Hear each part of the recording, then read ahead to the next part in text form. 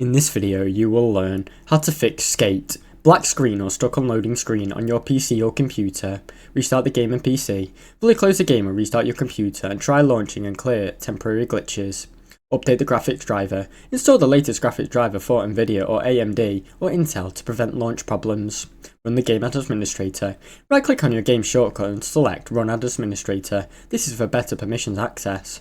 Verify the game files. Use your game launcher file check to repair any missing or corrupted file installation.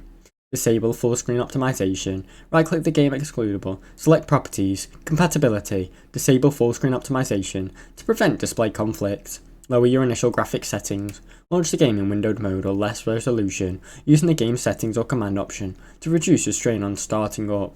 Now you know how to fix Skate, stuck on loading screen or black screen on your PC or computer. Thanks for watching. Don't forget to like and subscribe.